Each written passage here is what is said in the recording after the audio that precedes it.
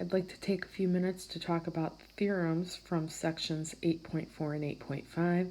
The first theorem says that if a line is parallel to one side of a triangle and intersects the other two sides, it divides those two sides proportionally. So, as I look at this picture here, and you should draw it in your notes, I can see that BE is parallel to CD, and therefore it divides my sides proportionally. So 4 is to 2 as 7 is to x.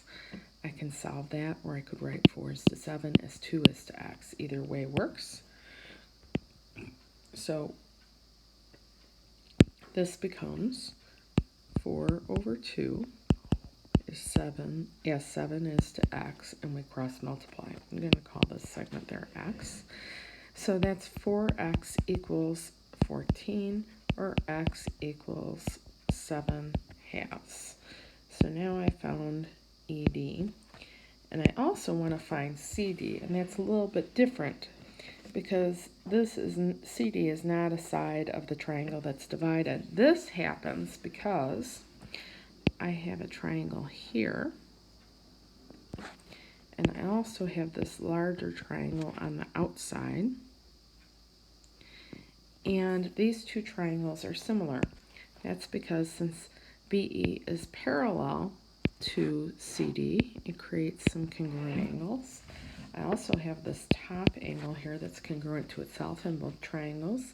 So these two triangles are similar. So I know that triangle ABE is similar to triangle ACD. So I can set up a proportion to solve for y.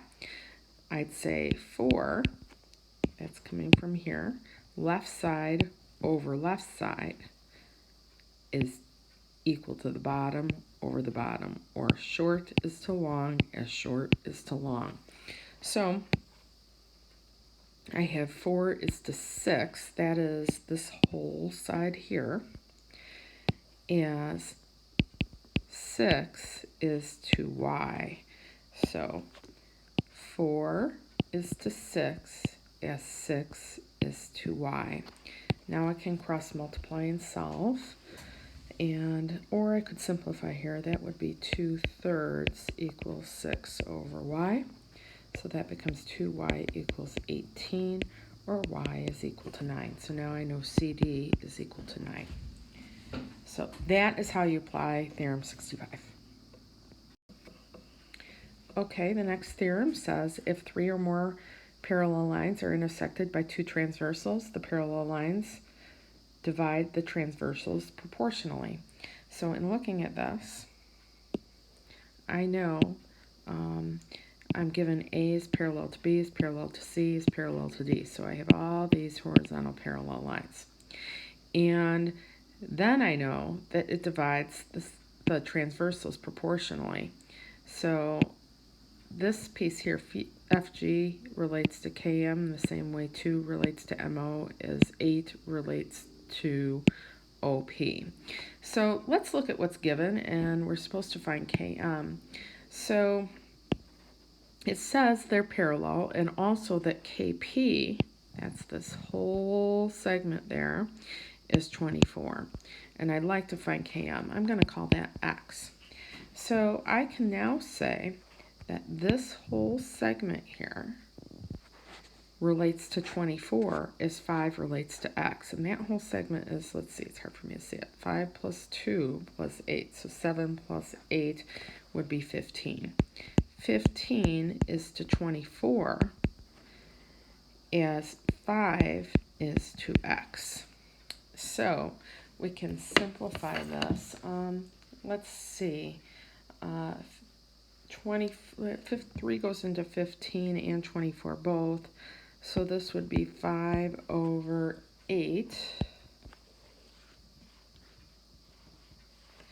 And that's equal to 5 over x. So that turned out very well.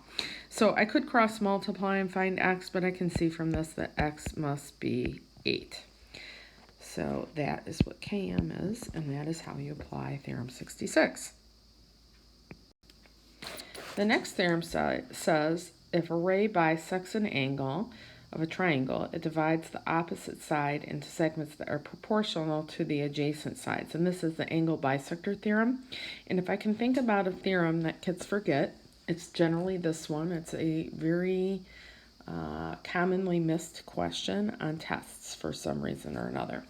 Now, if you look at this picture, I'll show you how this applies. It says angle RVS is congruent to angle SVT. So I have this angle congruent to that angle. So I have VS as a angle bisector. So that means it divides the opposite sides in the same ratio as these adjacent sides are. So this becomes 8 is to 10 is 4 is to x.